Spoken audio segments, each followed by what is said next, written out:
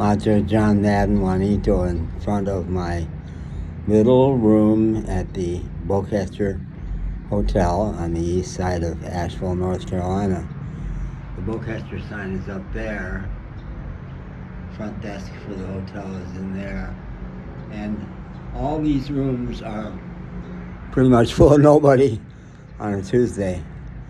The weekend was spectacular, full of people in Asheville, but it's weekend travelers mostly right now, at not quite the peak of the leaf peeping season, although there was a lot of color already. I woke up at 3:30 this morning, terrified because I have enough money to pay for tonight in the hotel and then nothing. And if today is the 14th, I've got at least 16 days left in the month.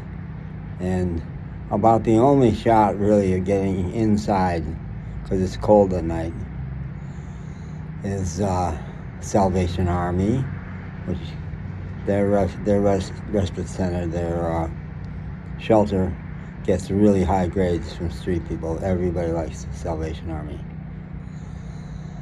But they just keep telling me, wait, be patient, but I'm running out of patience.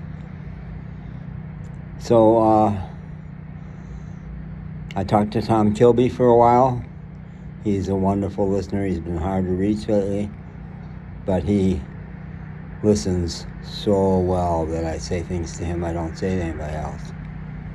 So that comforted me. When I got on the bus and went downtown, and I was late getting to AHOPE, Homeless Services, but Tuesday is the day I go these days because the folks from Mayheck, where I have my primary doc, they have a medical clinic in AHOPE on Tuesdays. But I got there kind of late, it was almost noon. But they were still there. And Emma, who I really want to recruit for my mentoring program, Juanito's people, was not there today. But Lauren is really the head honcho of the admin people who help out Dr. McDowell. And she was mighty. She scheduled me my next appointment with Dr. AJ, my primary. She found in the notes that I had totally forgotten when my next appointment was with the urologist. But she said, well, Dr. AJ, in her notes, they have an amazing computer system. And Mayheck is really the people's doctor. Wonderful culture. They really are the antidote to all the high-priced specialists in this town. AJ is in the family medicine. And her real name is Abud Jaoud or something like that, but everybody calls her Dr. AJ. And Dr. AJ had left in her notes that I go to the urologist on, I think, the 23rd of this month. And so I took a screenshot of that. And I said, the high-end ophthalmologist you referred me to, Asheville Eye Associates, are not getting me in until December 29, and I can't see. Low-light conditions in the north. And she sent off a text message to Dr. AJ to find another eye doctor for me. So that was great.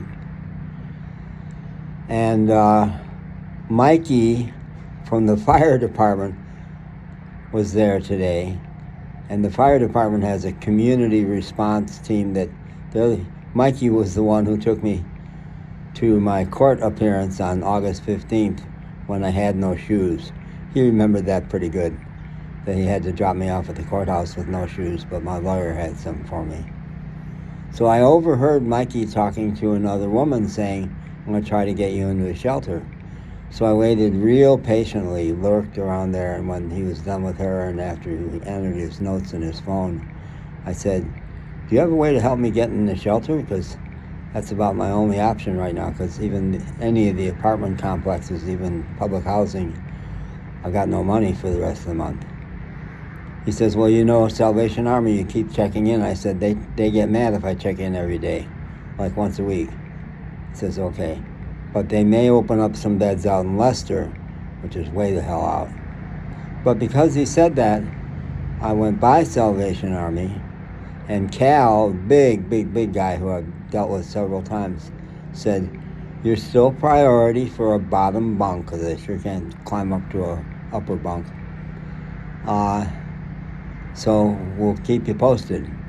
But when I said, "Tomorrow I leave my hotel and it is cold at night," he says, "Yeah, and bad things happen out there."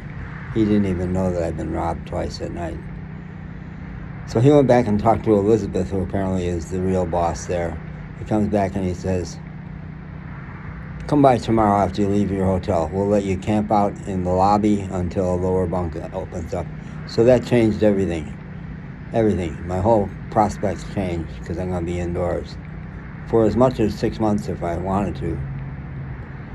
So I said, "So I don't have to go to ABCCM charity to get a sleeping bag?" He says, "No, you won't need a sleeping bag here."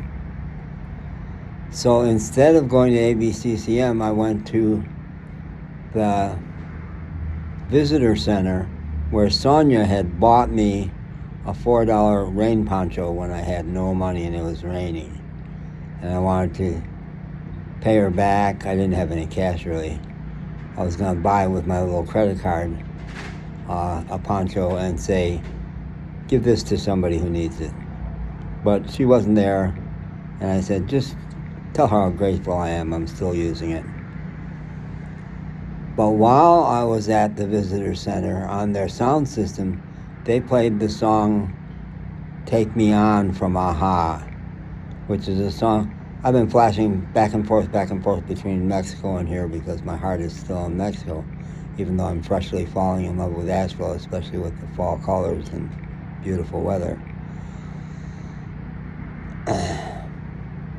In Orizaba, which I'd just been talking about at Toastmasters the night before when they said, "What's your favorite place you have visited?" I said, "Orizaba, Mexico."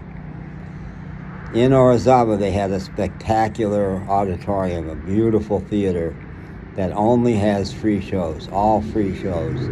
And I went to a show there of the Volunteer Symphony. Everybody was volunteer, but it was stunning. And they were doing pop hits.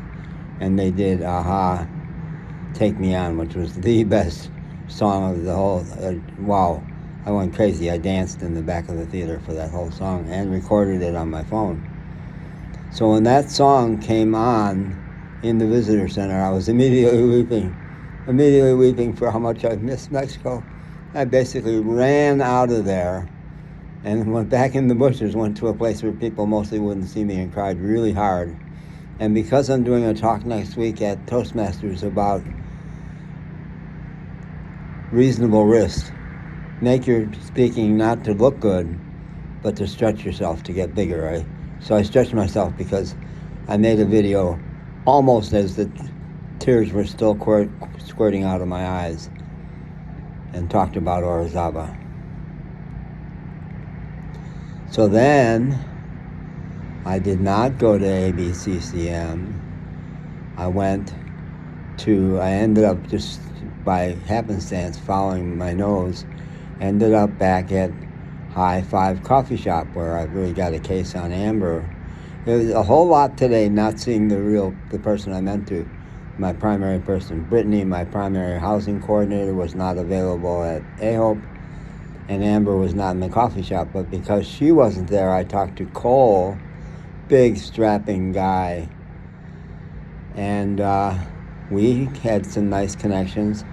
And then I started telling him about my cry over Orizaba. And his girlfriend teaches Spanish at the local college branch of UNCA, University of North Carolina at Asheville. And she was his interpreter there, so he spent time in Mexico City. And so I was telling him about having my cry about Orizaba, and he was such a stunning listener. What a great listener. I said, "You could be a psychotherapist." He says, "I want to be." And I'm reading Eric Fromm.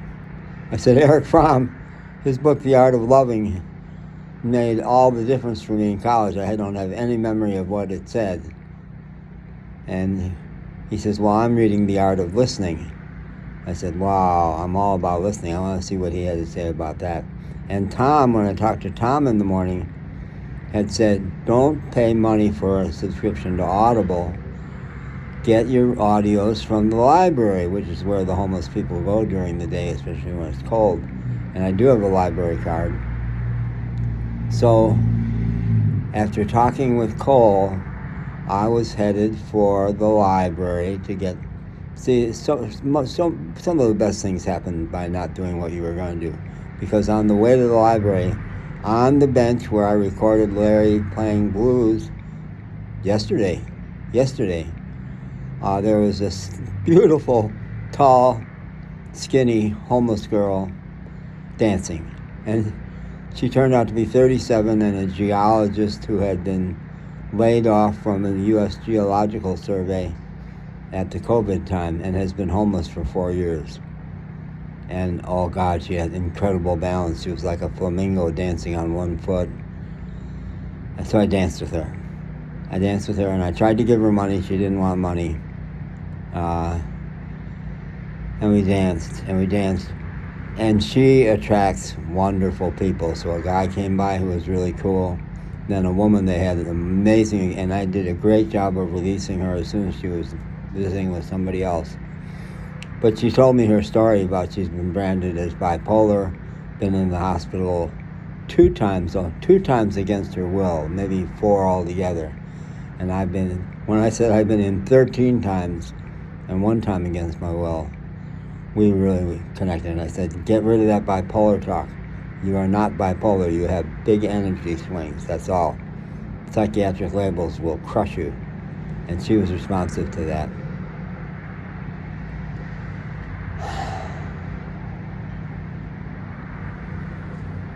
What a day. I'm a lucky man. I felt like a lucky man all day. Sunshine, beautiful weather, warm. Asheville, North Carolina. So tomorrow I will leave here at 11 o'clock. And my host here, Asha, has become such a friend. Last night when he said, well, you didn't go out for drinks after Sheesh Masters. And I said, no, nobody went out to drinks. And he said, let me give you a good beer. And he pulled out a Michelob Oktoberfest. I love Bach beer. Dark, sweet. So he gave me one of his own stash of beers, which I had last night. I've got another good beer there for tonight. And tomorrow, 11 o'clock, I'll get all my stuff. I'll be a true homeless guy. I'll be going down the street with bags, several bags, to make my switch to Salvation Army, which is right at the edge of the Montford neighborhood, which is my favorite neighborhood in Asheville. It's so gorgeous, and at this time of year, right in the hood. I'll be right in the hood, very near where I used to live. Very near. You can hear the bell from St. Lawrence Basilica, which is like right next door to Battery Park Apartments. And I could rattle on and I'm at 13 minutes and 13 seconds. Sri Chinmoy used to say 13 is a spiritual number, not a bad number. And so here I am. Here's my little humble hotel, Bowcatcher, front office. All these people who aren't here.